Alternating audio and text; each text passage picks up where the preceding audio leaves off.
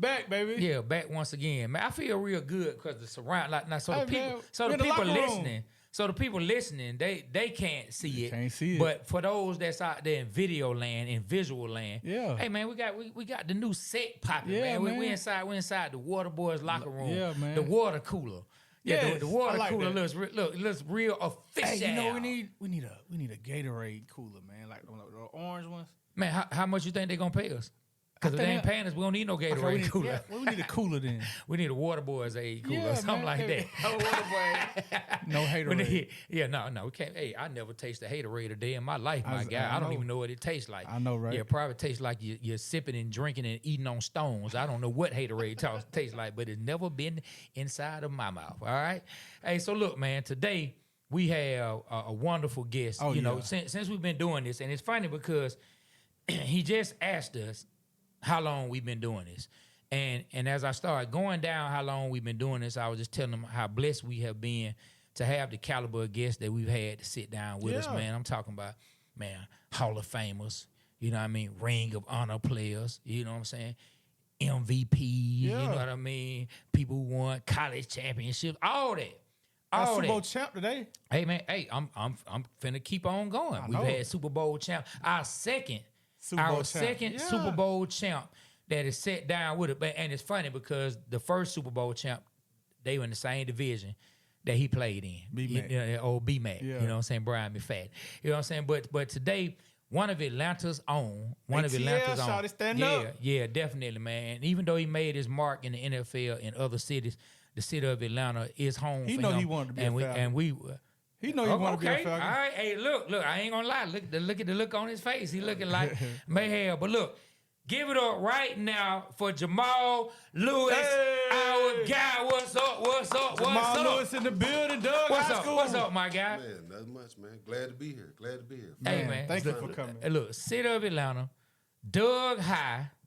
Man, just how does it feel to just have someone like yourself represent Doug High and the long lineage and history of people who have come out of Frederick Douglass and have done really great things? Your name gets mentioned on that list, man. How does it feel to be amongst those lists of people who have gone on to do great things from Frederick Douglass? Man, it's good. It's good, really, man. Just growing up, you know, in Southwest Atlanta, going to Usher Middle School, you know, and then going on to Doug, which my brother went to Doug, of course. Yeah. So it was like, you know, meant for me to go there. He had already, you know, kind of paved the path. Yeah. You know, whatever. But I was always known as Lil John. Yeah. Always Lil John. Okay. That was me. You know, it was like, and I just needed to get my own, you know, make my own name. Yeah, you know, make your own mark. But, you know, like I said, he paved the way. And like you said, at Doug, man, it was just greatness, man. Even from Dr. Hill, you know, being the principal there and just kind of the people that you seen walk the halls and just go on to mainly music, you know, more music than anything else.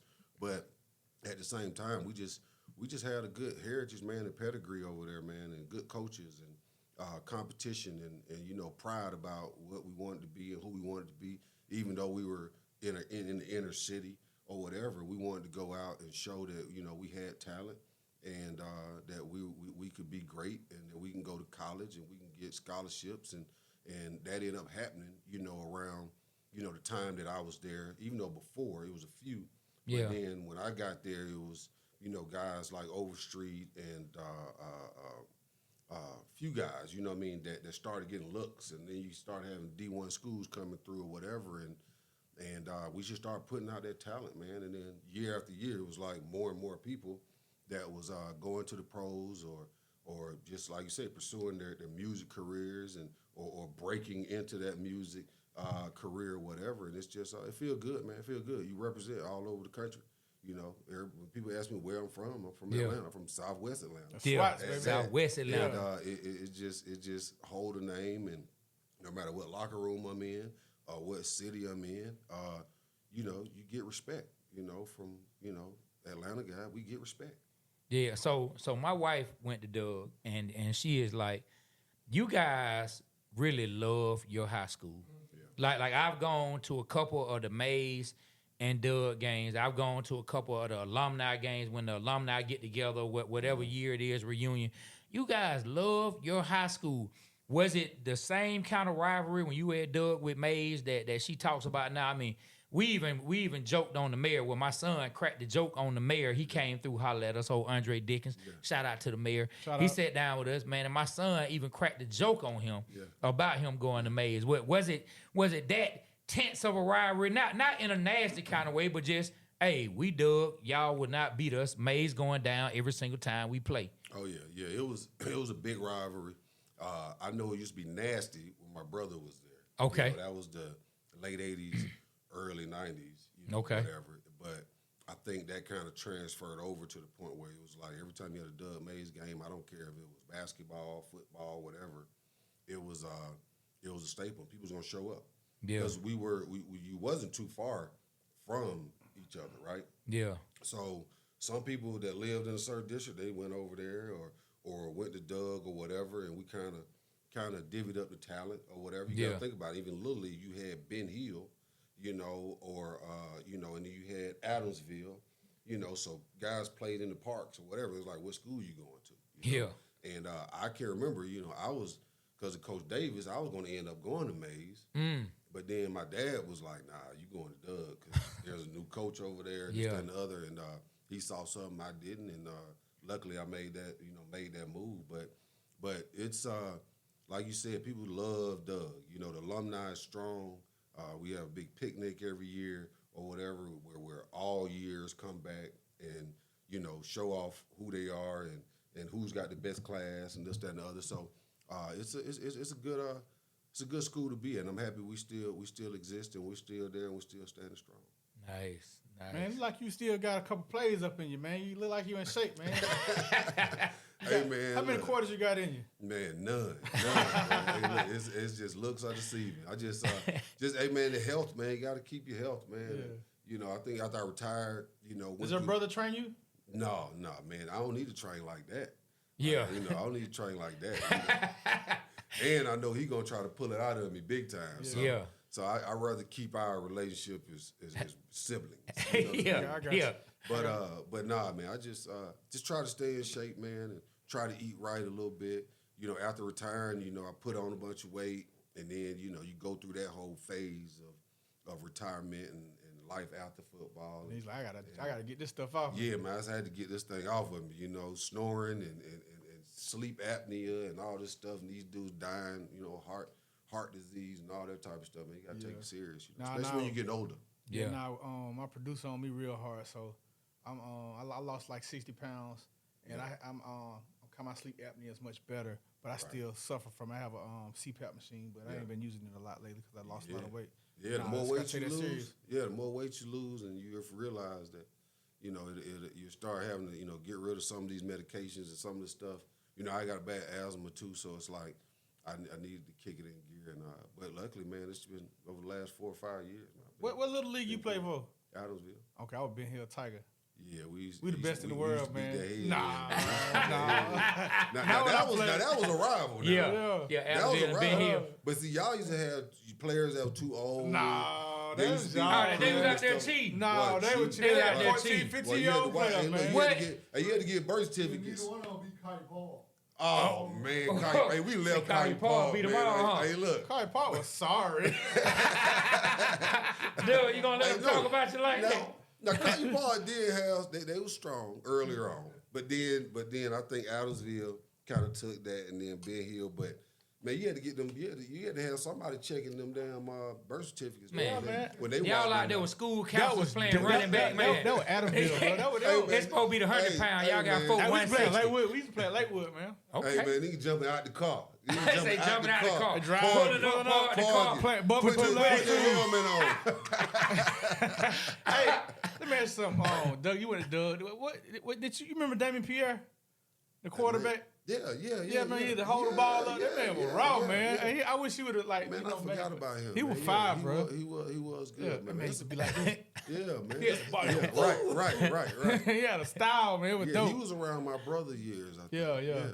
But no, there's a lot of good talent, man, come out of Doug, just all the way around, man. And it went down a little bit, but, City of Atlanta school system, man. No, like, and it's real dope to hear y'all talk about the parks y'all grew up and played at. It's dope. Like, I grew up off Gresham Road, so Gresham Park, that was my park. You know, Gresham Park was more like, we had folk balled out, but we were more known for baseball. Gresham Park was the baseball hood. We still are. I don't care what nobody Michael say. Harris. Hey, man, I'm gonna tell you, I don't care what nobody say, but it's just dope to be able to look back on those times, because, like, when you're young and you're doing something, or even when you get older and you're in a special moment, or you're a part of something special, sometimes you don't recognize that you're a part of something special. But then you look back and be like, man, you know what? Like, those are some really great times. I was really blessed. Yeah. You know what I'm saying? You ever had those moments when you think about high school, you think about growing up and the football teams you played for? Oh, yeah, man.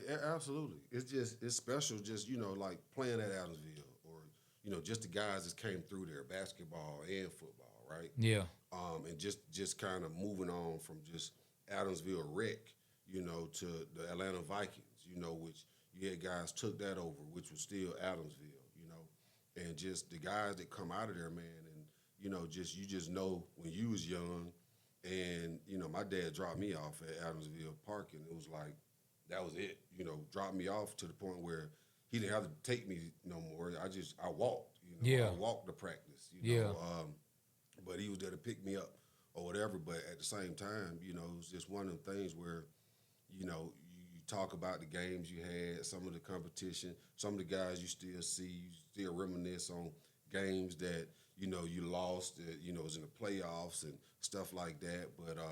But yeah, man, I think the biggest moments, man, would be probably in high school, like the Southwest DeKalb game, playing against the Quincy Carters. Did y'all beat Quincy? I beat Quincy my sophomore year. Okay, yeah. But they went on. They won a championship. They won a championship. They did. They went on to win a championship. But he was, he was like an icon. You know what I mean? Like around the city. He one of the biggest high school stars ever come out. Yeah, he had a damn mural at Nike Town. Remember? Yeah, like, man, you wow. walk in there, he was Southwest DeKalb. You're like, damn, this dude, We see you, Quincy. Yeah, oh yeah, he's the man, But when you have that type of, even though that's Decatur, DeKalb, it's still the city. It's just one of them things where you just look back like, man, this is something special, and you were reared for this. You was born for this.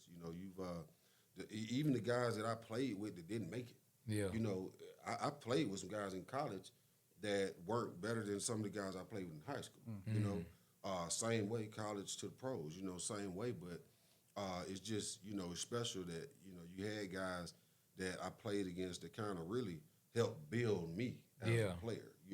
Whether I played with them, Tony Morrow, that played with us at Darian Hutchinson, Terrence Barlow, these guys like I competed against, they didn't go on to play in the pros, but they went on to play their respective colleges, where they fit in, whatever.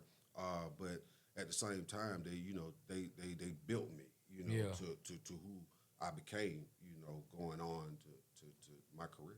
Man, that's dope. So look, I guess I know B Rich.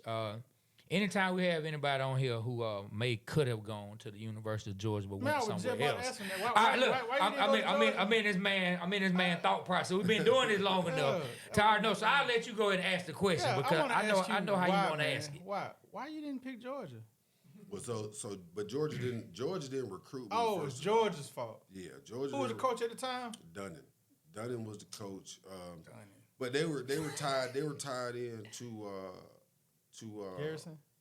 Nah, it was another kid. Jasper Saints. Saints. They was tied into Jasper Saints or whatever, and he was a big back. I think he was at Carver Columbus. He was a good back. So I think they pretty much had their chips in on him, and kind of overlooked. They were recruiting me though, but it was like, but it was really at him. And then when it came down to it, man, I just went to Tennessee, and Peyton was staying. The running back, Jay Graham, had just left and went to the pros. So really, it was like, shit, this is the perfect spot. I can come in and play right now because they had no real guy. But I knew I could go in and play then, and that's when I committed. And that's when Georgia started. That's when they came in. Too little, too late. You come take an unofficial visit. I'm like, it's too late. My mama sent them home with a homemade apple pie. And she should have. Told them we'll get at y'all. We'll let you know. But I'd already committed, man, And I would have loved to went to Georgia. You know, even Georgia Tech. But Georgia Tech wanted me to come take a visit. I'm like, I live down the street. Like, I don't need to take a visit there. You know what I mean? Just tell me what you want to do. Just, like, come what see y'all me. want to do. Like, they would have just gave a hint, because I would have loved to have been in the city. I probably didn't need to be in the city.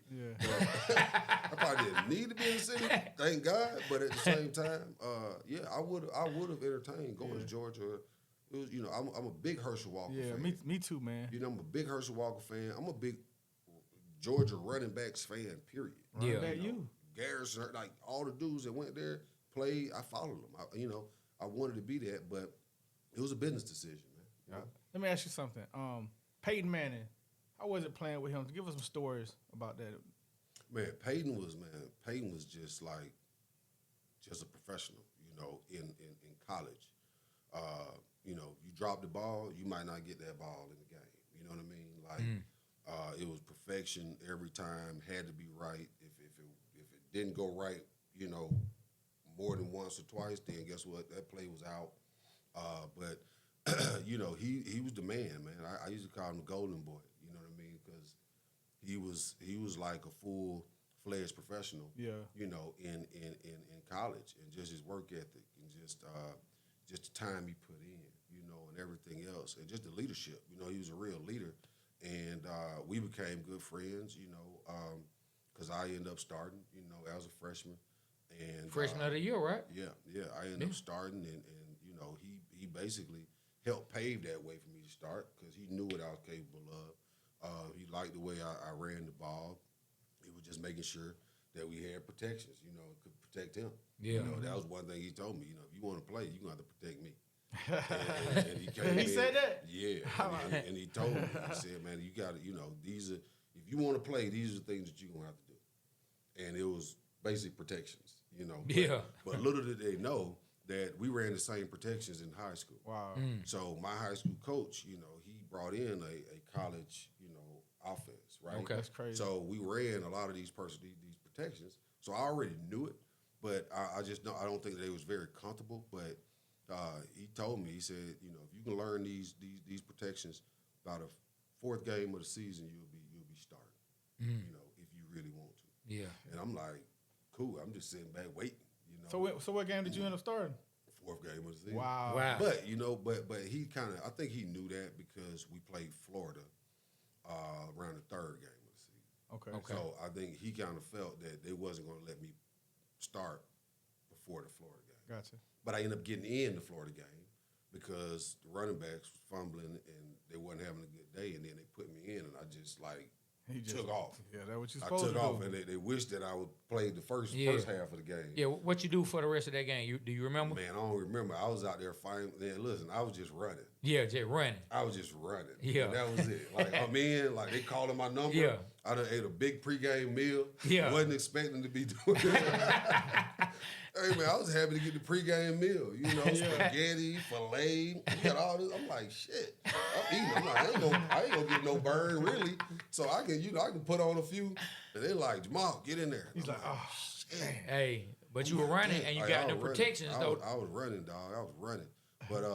But you know, we didn't win that game. But at the same time, after that, then it was on and popping. Yeah. You know, I think Ole Miss was the next game, then Georgia. And did y'all beat Georgia?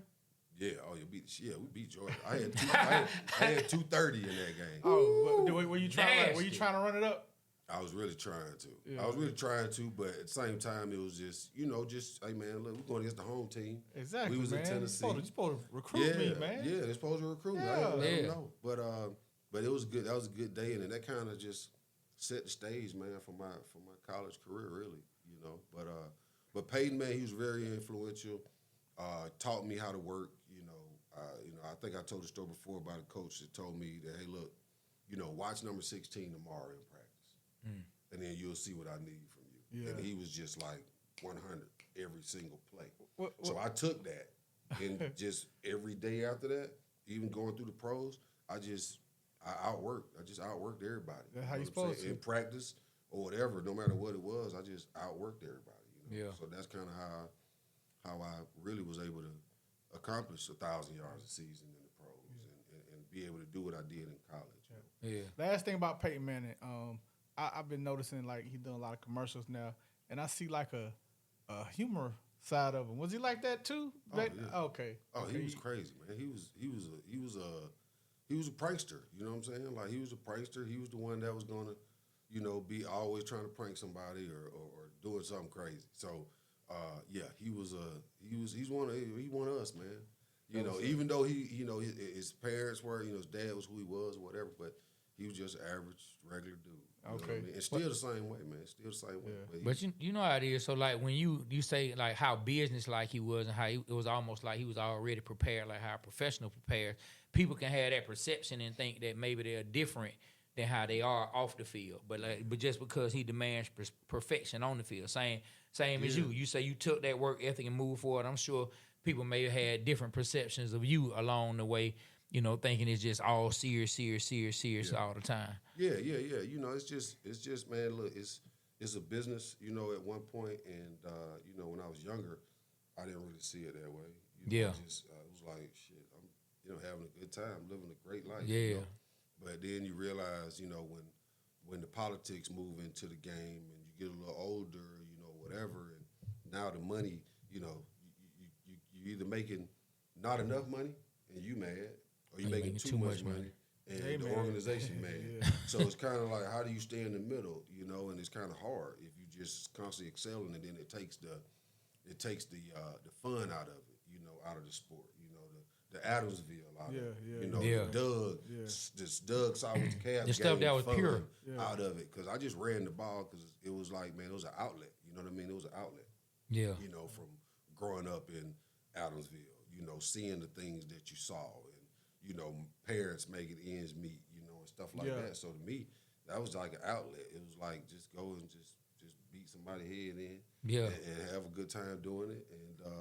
And that's kind of how I took my approach. Even on going to college. It was like shit.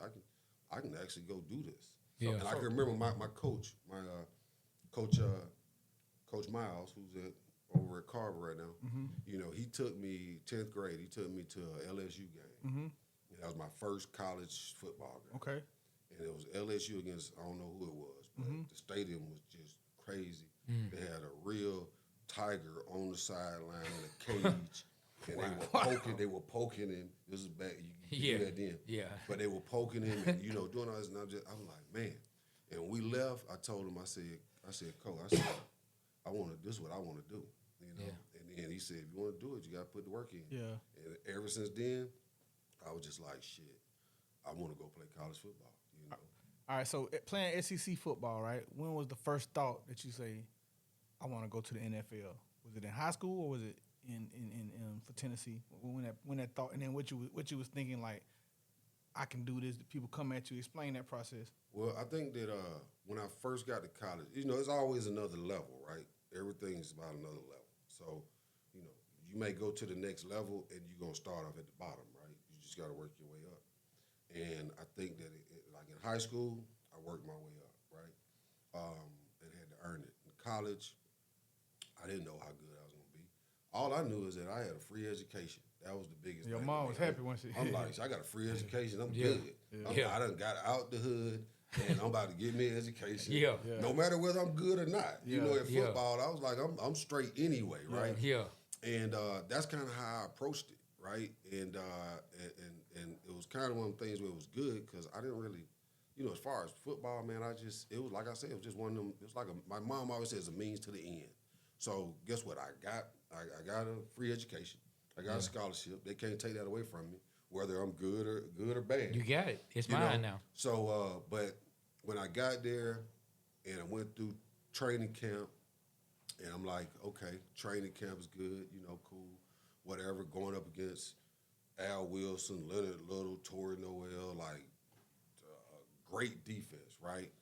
And I held my own. You know what I mean? I held my own. So it was like, okay, I might be all right here. Mm-hmm. Yeah. And then the guys respected me or whatever. And then like I said, when Peyton came to me, it was like, you can start about a 4-game season if you. And man, I think when that happened and I got into that Ole Miss game and I hit them for like 155, then Georgia 230, then whoever was after that, it was just like churning it up. Yeah. And I was like, damn, I think I might be ready. You know what I mean? I might be ready. Yeah. And then, you know, people start having talks about, you know, maybe you should petition the league and this, that, and the other, whatever. But I know I had to come back, you know, my second year, my sophomore year. But then when I came back, my sophomore year got hurt or whatever. But I still had, you know, 400 and something yards, you know, within 4 games. What kind of injury you had? I had an ACL. You tore it? Well, I saw an LCL, which, yeah. Oh, no. And y'all won a championship that year, won a right? championship that year, Dang. too. But man, really, it was just, I just felt like I was, you know, 230 pounds. I was, you know, I was strong, I was fast, and I could compete, you know, on that level. That's when I really, especially you got agents calling you, you got everybody calling you, trying to get at you or whatever, you know, it's something, you know, you must be something of a big deal, right? Yeah. For sure. So I really felt like, you know, I can pursue a NFL career, you know, just stay healthy. Man, so speaking of the NFL, you get drafted by the Baltimore Ravens, and you go into this locker room, all these great defenders. Did you, like, I know you being a rookie, and y'all end up winning, you know, and winning it all, but, like, did you kind of sense, or should I say, how soon did you sense how special that team could potentially be? Even if it was just one side of the ball you saw as special first, like that Super Bowl team we heard, you know, you hear a lot of players saying it's player-led. Like, how soon were you able to sense that, man, we on to something. We on to something special? I think earlier in the season, you know, you kind of know before the pads get on, before, you know, whatever. You got Shannon Sharp, Sarah Goose's, you know, Ray Lewis, Rod Woodson, Jonathan Ogden. You got all these guys that are vets, you know, that's been in it a little bit. Yeah. And you was able to really, you know, get around them, you know what I mean, and learn from them and stuff like that. But, you know, until the bullets start really flying, you don't really know anything. And then they start flying, and we lost a few games, you know, we couldn't score a touchdown and couldn't do this, that, and the other. I'm like, damn, like but our defense was just lights out. Yeah. And I knew, you know, that we became a team when Jonathan Ogden and some of the vets, you know, Shannon Sharp, when they can go to the coach, and the coach basically said, okay, we're going to stop trying to air it out. We're going to do two things. We're going to play good defense. We're going to run the ball. And we're going to hit Shannon Sharp, you know, wherever he is, right? Yeah. And the coach went with that. And that's when you knew, okay, he listens. Yeah. You know what I mean? He listens.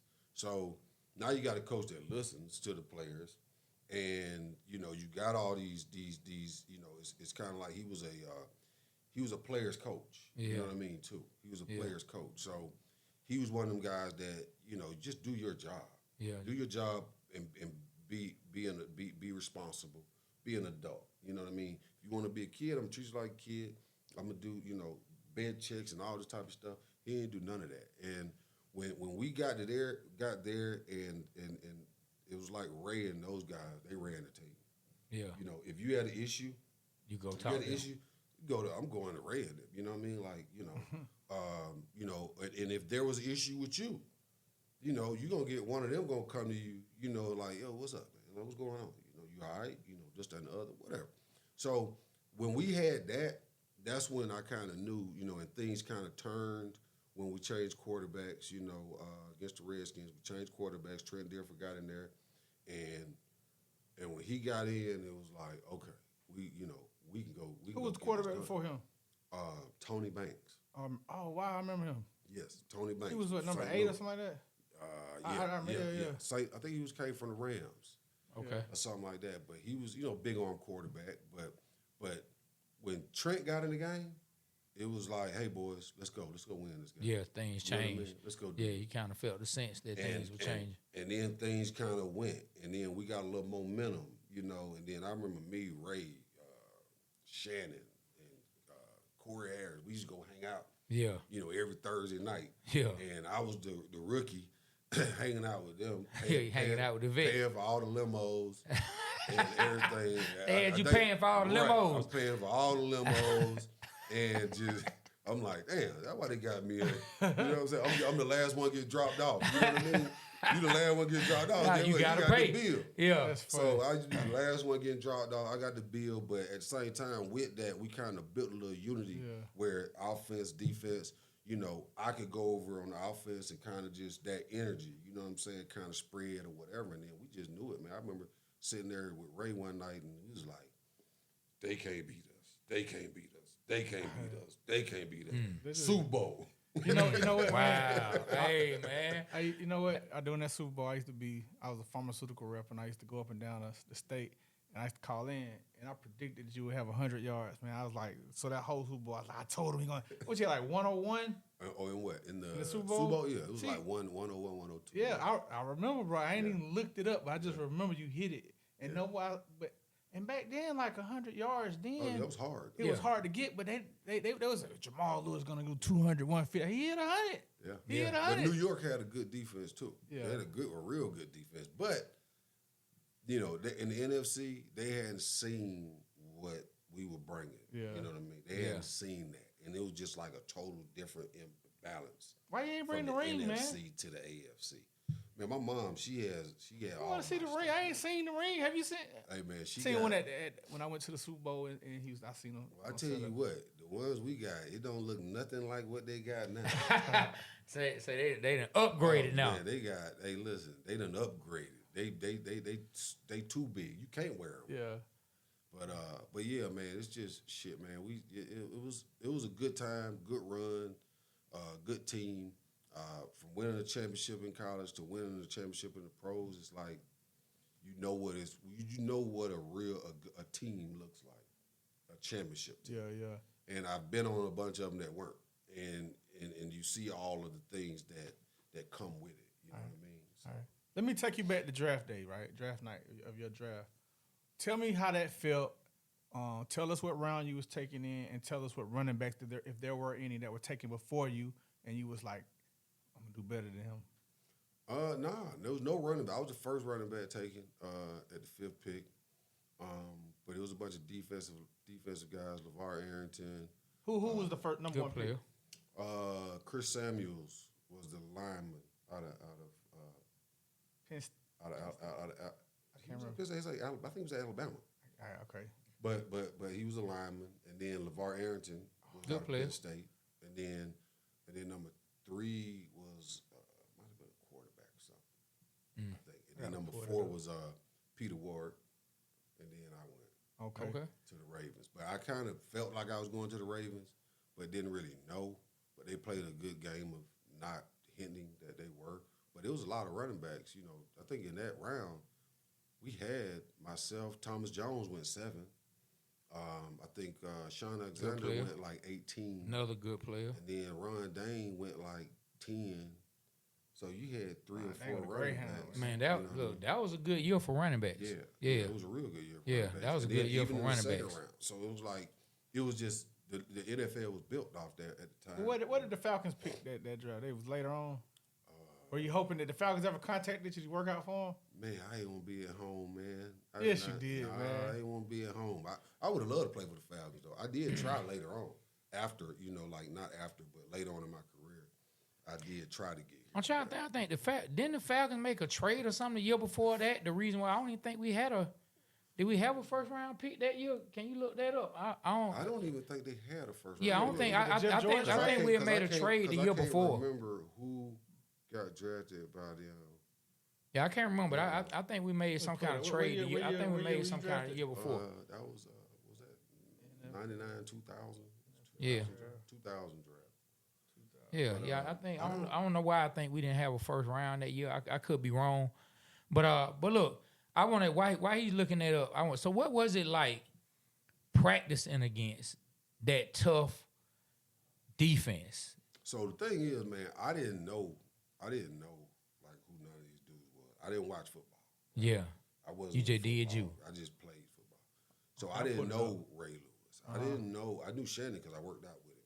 But I knew these guys. I didn't know them as football players. Yeah. I didn't know stats. I didn't know what they did. You know, whatever. I just played, which I think was good because I didn't. I would. So I ain't. You know, I wouldn't. I ain't. You know, I wasn't nervous. Yeah. You came in there ready to play. So I didn't know who these guys were, but at the same time, man, it was I can remember when we go live. So when you go live, like the first day of live practice. Yeah. And you already know it's a bunch of chitter chat. Yeah, right? everybody ready. Just like Little League. Yeah, Right? It's like, yeah. shit, we hitting today. Yeah. You know? Yeah. Yeah. We hitting today. You know? And I can remember we got goal line. We went to goal line. And Priest Holmes was a starter at the time. I remember Priest Holmes. So Priest, you know, he got in there, you know, did his thing, whatever, you know, running the ball. And then we got to the goal line, they put me in. Okay. So Coach Simon, he was all right, big back, it's your turn. Yeah. Come on, see what you got. So we line up and call the play, break the huddle, go in there, and shit, it's just, you know, goal line, just hit it. Yeah, just hit what it is. Ain't no moving, no second cut, you just got to go. Yeah. So I just hit it. You know, I hit it, the hole opened up, and I said, okay, it's there. Okay. And I hit it, and all of a sudden, as soon as I got to the line, 52. Wow. I was like, damn. I said, okay, all right, cool. We didn't get across the line. We didn't score. Okay. So we got back in the huddle, called the same play. They run it back. I said, I see what they doing. Okay. So it's called the same play. So I did the same exact thing. And I hit it, it opened up, and the line is right there, and boom, 52. So I'm like, shit. So I get back to the huddle, and I said, hey, man, who got 52? Yeah. They said, that's Ray Lewis. Ain't nobody got it.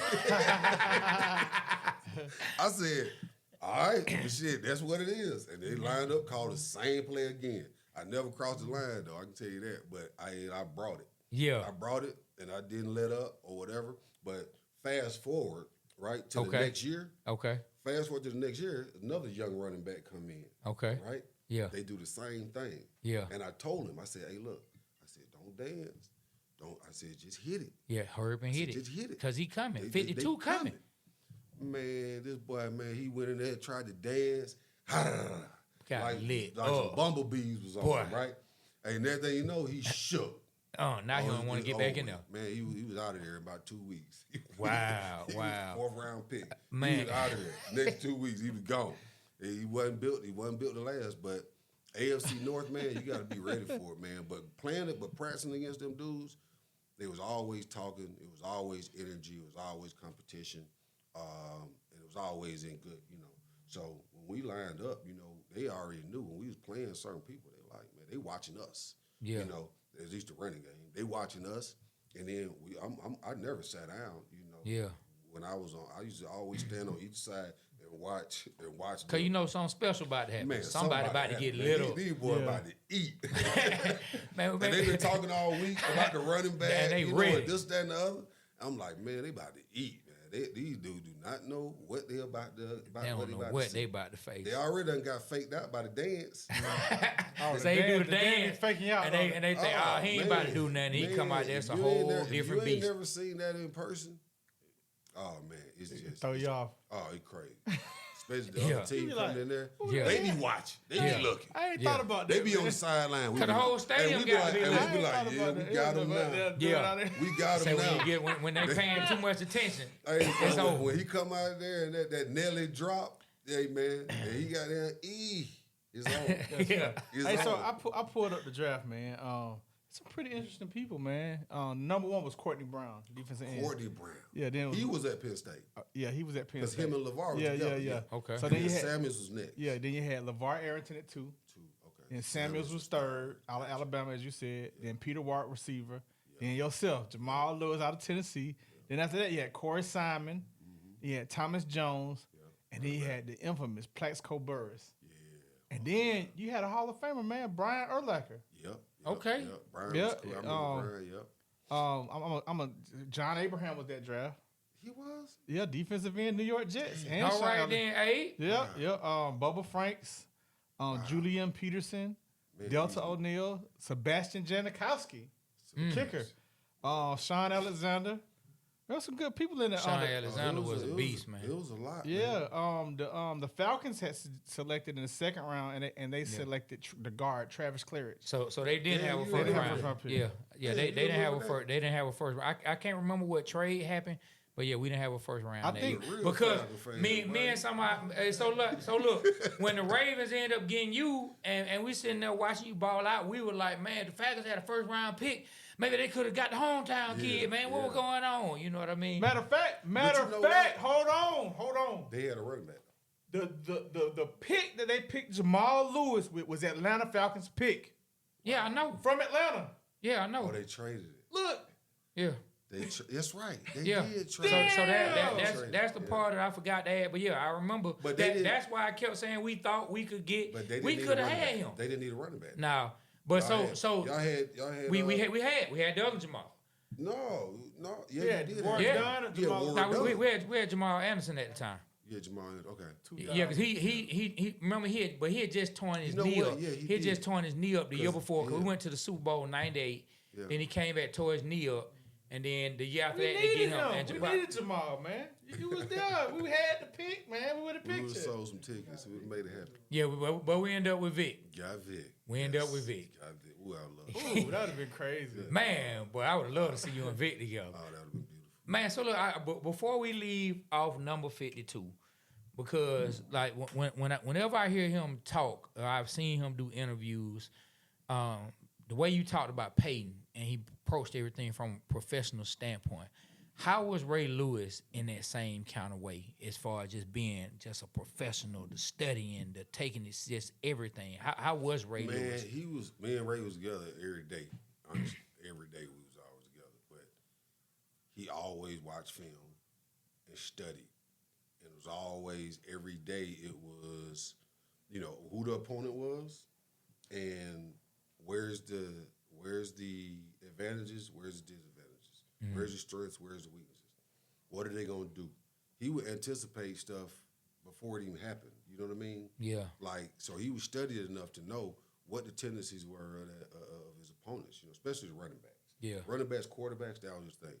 Linemen, who was trying to get up to him and stuff like that, but he had some hogs in front of him that, he depended on them to take care of them, Yeah. keep him up off of him, Yeah. so he can Keep run. him clean so he can run. So he can run. And he was just attacked. You know what I'm saying? He was but he was a real student of the game. Still is a student of the game. Still, when I talk to him, he's talking about the game and what happened and what's going on and this, that, and the other. But real student of the game, man, and a professional, and just everything was about, football, man. Straight up. That was just it. You know what I'm saying? And sacrifices and just the things it take to be a Hall of Famer and to be the type of player that he is. You know what I mean? It just was what it was. You know what I mean? But he was a straight professional, man, and just approached the game on a whole other level. I tell people this too. So we used to have things like, he's called them mental errors. Okay. Mental errors, right? Okay. So that's kind of what... Them MEs. Yeah, MEs. So that's what distinguishes you from the rest. You know what I'm saying? Yeah. You get done with camp, you get done with practice, you get done... How many MEs do you have? How many mental errors do you have? He just answered my question. That, Right. Like why Caden Ellis is starting over these guys. Those guys probably have a lot of MEs. You It's understand? MEs. It's MEs. Can you do the right thing and go the right way? Can we trust you? Can we trust to you gonna do do what need to be done? what you're coached to do on this play? What Peyton tell you, you'll be starting about week 4 if you do the protection. That Protections. fall under that. I gotta make sure you don't have no MEs when it comes to this can't handle protection. You can't be 'Cause you'll get me killed back You can't be here. here going that way, and then you got a corner cat coming in. Yeah. he beaming, right? So that with that, what I'm saying is, when we got through a camp, and I learned this later on, I didn't even know nothing about MEs until 7 or 8 years later. Okay. And coach was like, "Yeah, MEs, that's an ME. That's an ME." I'm like, "Coach, what the hell is an ME?" Like mental errors. He said, "Yeah, you didn't know? That's how we grade y'all or whatever." Yeah. So I'm like, "How many MEs I got?" Man, he like, "None." And when you go back and just ask them, I'm like, "So how many would She probably got about 20. You know what I'm saying? Yeah. When you add up over camp. Yeah. But the great ones like Ray Lewis, he'll get through a 4-week camp and won't have no MEs. Locked in. I might not have no MEs. Locked in. But that second screen, third screen, man, they might have 40, 50 something MEs. just on Wow. just not doing the right thing or going the right way and stuff like that. So with that, that comes with studying, knowing, and just knowing the game and knowing your assignment, your alignment, your technique, everything you're supposed to do, and putting all that in there. And that's where the great ones get separated from the good ones. And you, like you said, you see a dude not play, like, man, why he Man, playing? you just Get what? He might be a gamer. He might make a few plays every now and then, big plays, but at the same time, he can't get right. Something's going on. Or guess what? He can't get to work on time. Yeah. You know what I mean? Can't get to work on time. Or, other things. You just never know. So, but with that, that's the kind of player that Ray was, man. He's like a great player. Man.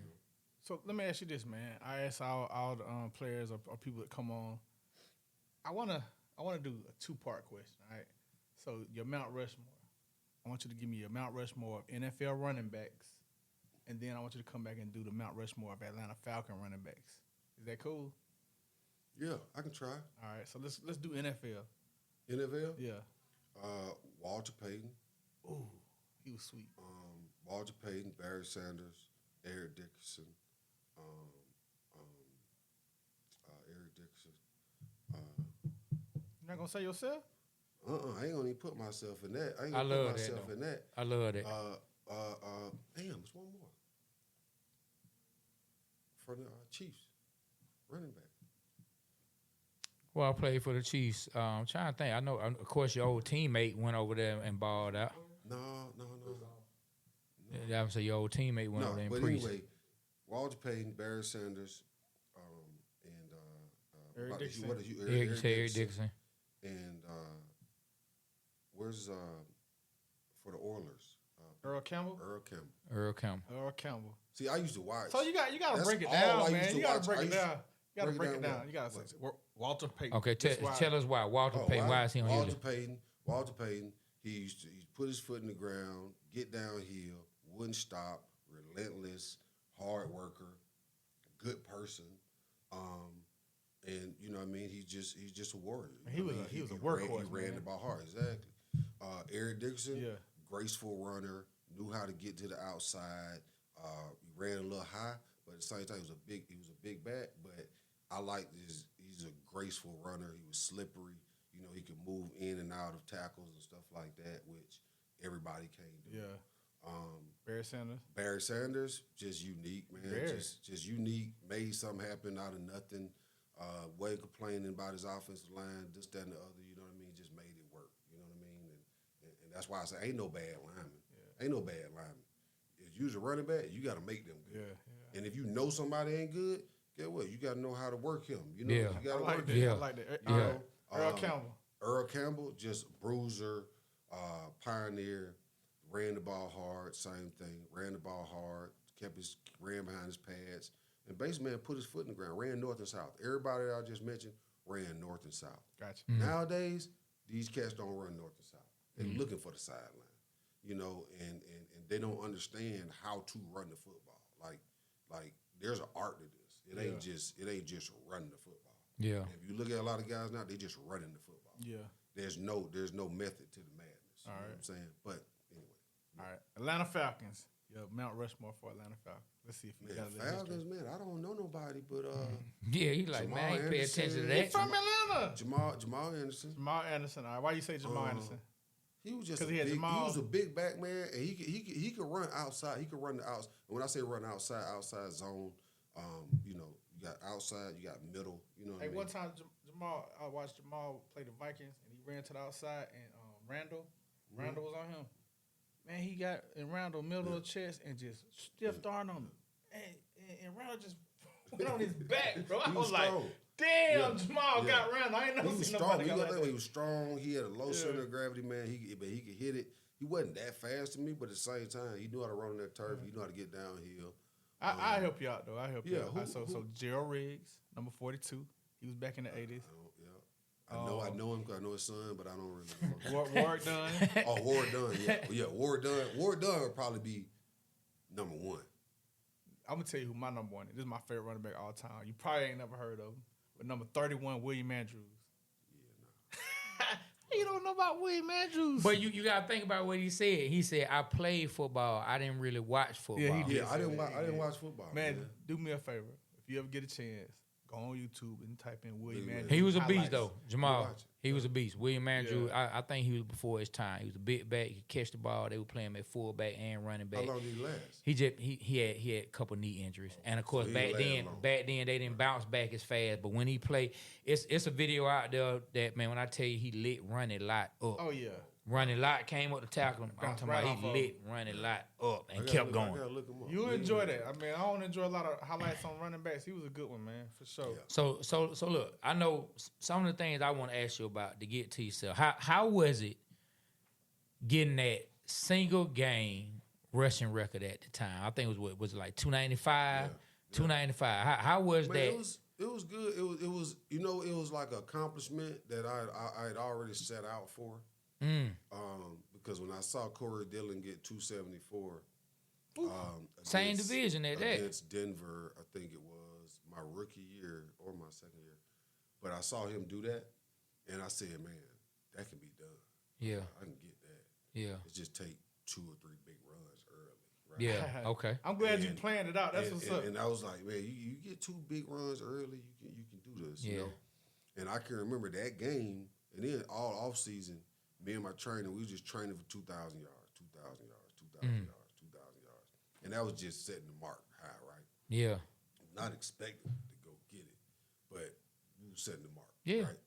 But I can remember, man, going in that game, and the first game we played against Pittsburgh, and I can remember I had like 15 carries, something 50 yards, and I'm like, I was benching too, like, Yeah. how, you know? yeah, I done trained all season to get 15 carries, right? yeah, And then that's when coach, I think our quarterback got hurt, and then coach was like, we're going to run the ball.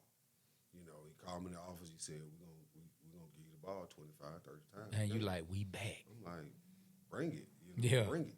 So we went into that game, and I can remember, first play of the game, I think they might have passed it. Did dumb.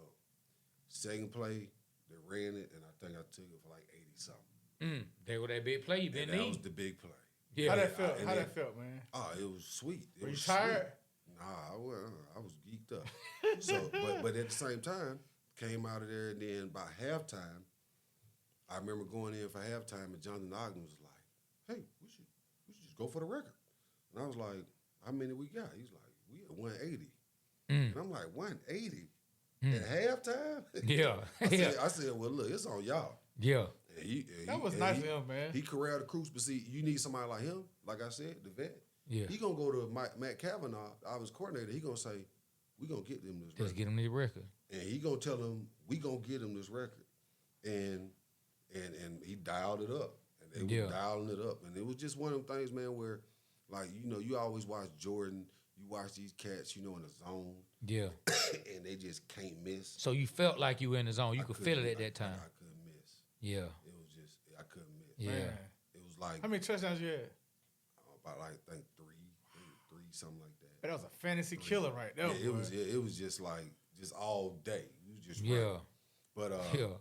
but yeah, man, it was just. But then now it's set the stage, and we know what we can do. We know what we got, and then after that it was 150s and 200s, like just rolling. So you hit the 2,000 mark. I mean, you right there. The record was in sight, and you look up to he's on your Mount Rushmore, Eric Dickerson. So I know for you to have a running back and the way you spoke about him, talking about the grace and the way he knew how to run the ball and get in and out of tackles.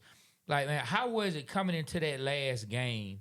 And it's like, okay, we have a chance to break it. Now, the other team saying that you not going to get – I can't remember. I know it was in your division, though, right? Yeah, Who it was against the Steelers? Oh, and the Steelers Right. didn't want to And happen. I had to go in there to get. No, the Steelers didn't want it to I had to go happen. get 1 something. I had to go get 100 and something yards. When that game, I was just pushing for 100. Yeah. And 100 and it's some. like now I got to get 100 and something. So, Yeah. but I think it was. I knew it was gonna be tough. I knew it was gonna be tough sledding or whatever early. I knew they was gonna come out hot. But what I didn't know is that they were gonna stack the box the way they did. They were like, it's not That ain't happening even against fair, us. They man. put they had 10 people in the box. with one safety in the middle. How many yards you getting that day? They were like, I don't care if we get beat. I ended up getting one something. That's impressive. Getting Getting one 10. something. But I had a break. I broke one, and that kind of put me up over it. But then I think we went into overtime. So I said, we going to overtime. I'm about to get it now. The Lord shining on me. I'm like, man. And then we go in there, man, and out of all things, we complete a pass over the middle. Like, right? And then coach kicked the field goal. Oh. I said, oh, man. I thought he was hating on me. But we was going to the playoffs. Yeah. I ain't had no more gas in the tank. Yeah. Hey, man. Yeah. The fact that you are a handful of backs that broke the 2,000 mark, that's amazing. Like, that's an accomplishment in itself. Yeah. It don't happen, man. And a lot of things got to happen for that to happen as far as quarterback situation. Or you just can't pass the ball, get the ball downfield or whatever. You know, usually that's the case. You know what I mean? But man, it was good, man. It was an accomplishment, man, and something that I worked out for. I really like trained for. Yeah, that was the goal. And Yeah. then we hit it like my diet. Man, I did everything at 100 that year, like, you know. But it lets you know too, man. It's hard work being great. Yeah. You know, it's very hard work being great. And, Yeah. And very little are consistent at doing that. There it You know is. what I mean? There it is. What I like about, you know, you telling that whole story about, you know, y'all trying to go get that 295. I like that Ogden said, hey, let's try to get this record. Because a lot of us, we watching, and yes, you run the ball. So we give the person who's looked at as the main person all the credit, but you wouldn't be able to do it without them. And the fact that they supported you and they want to lift you up and see you shine. I mean, 'cause at the end of the day, that's really what life is about. In some form or fashion, we gonna be a part of a team. Your family, the first team you ever a part of. You know what I mean? To learn how to be part of a team. So that's dope that they really believed in you and wanted to see you get it. Yeah, man. He just, you know, that was just one of them things where it's like, hey, like I said, when he told me that, I said, it's on you. Let's That's do on it. y'all. Yeah. Man. And then I know what he did. I know he went to Kavanaugh and Coach Billick and said, hey, man, we're going to get him this yard. Yeah. We're going to get him this. Man, so I y'all need to dial it up. Don't be out here being pretty. Yeah. You know, hand it off. Let's Let him get do his dirty. thing. Let's get them these yards. And we did it too, man. It was special, man. Just when you got a line, man, that's working like that, and you able to put in those yards, you able to get that done, man. And it's all the work you put in, and coach cursing us out about running the track or get this block, and this is where it needs to be. This is how and then you get into that game, and it's working. It's like working. Like everything the coach done railed in your head, it's working, you know.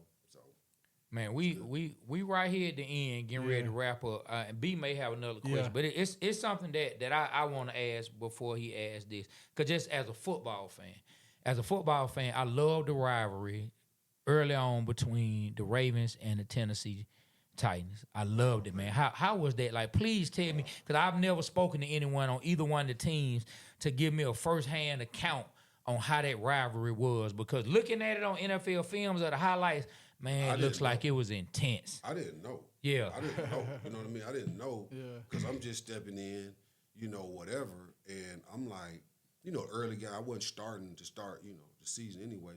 So I'm on pregame meal. You know what I mean? I'm trying to eat good, you know, for the game. But anyway, I just remember going into that game and all the coaches was like tripping. He was like, I'm like, what happened? Like, why are they? They're like, we got Tennessee this week. Yeah. It's Tennessee week. Yeah. I'm like, and like what? But when I got in there, that first game, you knew What you it got was. Eddie George, you got Steve McNair, defensive players, Bullock. You got all these guys. They stacked up like we stacked up. But it was just, man, it was like a heavyweight bout. Like it was just a heavyweight bout just going up against them. I don't think I started the first game, but then going to the second game we played them, it was like shit. Like man, like it was. I was in it. You know what I mean? Yeah. It's physical. Yeah. That's one of them. You ain't gonna get no 100-yard game. You know, Yeah. you be lucky. You better try to shoot for 89. You know what I'm saying? And them 89 are gonna be The 89 hard. gonna come tough. Them 89 gonna be hard. And then we went into the playoffs and played them. And it ramps up even more. Oh, it went up even more. And you Went like, down to 59. Yeah, you like, whoa. And man, it was just an atmosphere, man, that was just crazy. And I can remember they even put it on the thing now where when we was there and they put up on the Jumbotron and they put up there Coach Billick speaking to us the last game that we played them. And he said, he had a magazine that said Tennessee, the #1 team in the NFL. And he said, but not today, right? And they put it up on the Jumbotron. And man, hey, look, we were geeked though. They didn't know, like that hyped us up. Yeah. And they using it for bulletin board material. Yeah. Y'all happy y'all man, look. what? We Not like, today. we like, Coach, don't worry about that. We got this. We got this. You know what I'm saying? And it was like, man, we was just like a gang. Yeah. Man, hey, man, I got chills hearing that. Yeah, That's that the was a good football one. fan Good. in me, Yeah, man. Great question. Hey, man, my last question before we get out of here, man, is I played running back, and I remember playing against Cedar Grove, and it was the hardest hit. It was an interception, and I went to go tackle the guy, and a guy just blindsided me, and my mom said the whole crowd was like, oh, woo! And he knocked my feet was over my head, bro. I bounced and she said, I know you was hurt because when you hit the ground, you jumped right up real fast and ran to the side. I was so hurt. So my question is, what was the hardest hit you ever received, and what was the biggest punishing hit that you delivered that you can remember? The hardest hit, I think, would be Takeo Spikes playing against Cincinnati. My rookie year, we was in we was in Cincinnati. And I caught a screen pass. And I think as soon as I caught it, turned and wasn't looking inside. And man, he came and just cleaned me up. Oh no! And this was my homeboy. He came and cleaned me up. I went this way. The ball went that way. They recovered the ball, and as soon as I look up, Coach Billy is standing over me, and he said, "Welcome to the NFL, son. Hold on to that damn ball." And that was it. You know what I mean? That's a good one. But that was the hardest hit I remember. But at the same time, delivering, man, the one I want to say is just like in the Super Bowl. Going against Michael Barrow, because I wanted it. You got him. I wanted it. Ooh, why you wanted him so bad? Because he was talking shit in the game, and it was one of them plays where I could have chose to go this way. You chose to go but at when him. I saw him, I said, "Fuck that." So you got to find this clip, man. Oh, I'm gonna tell you, find it. You gonna see? I went out, and I could have. It's pylon. It was pylon, space, Michael Barrow. And what you say? And I said, I got an angle here, but I said, fuck it. I said, fuck it. I had to have it. And I really, honestly, we was already winning, so it wasn't about a touchdown and shit. Honestly, I really was like, fuck it. And then when we made contact. Yeah. And he was getting the worst part of it. Yeah.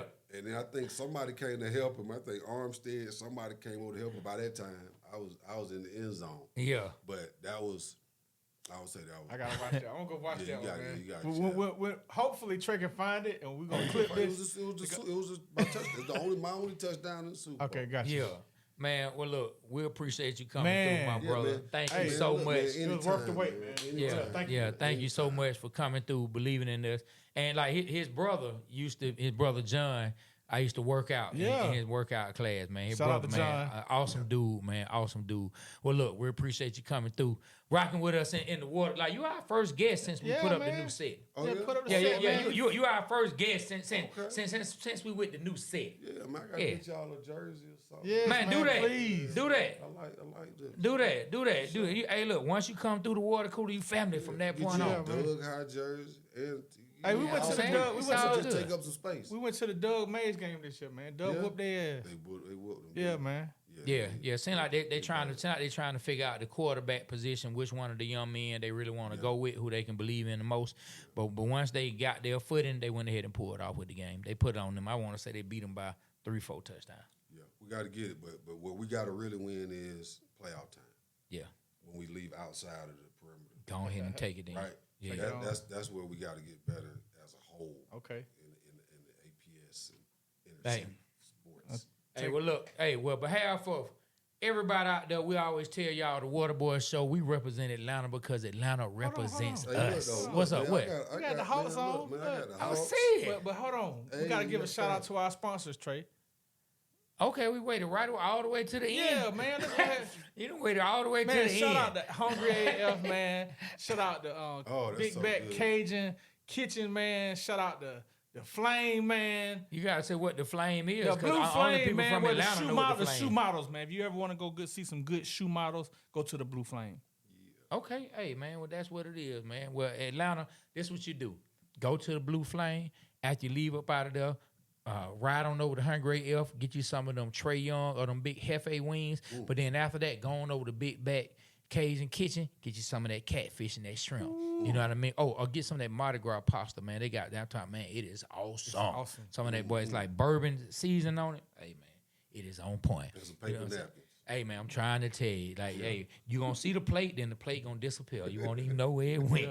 Hey, but Atlanta, we represent Atlanta because Atlanta represents us. On behalf of myself, Trey, my partner, B Rich, the great Jamal Lewis. Yes, thank you. And you already know we got Mario and Doug. Dollar DP. Hey, when you see him, call him Dollar DP. Hey, Riding in the Chevy. Waterboyz Show, we are out. Ski, kill the camera.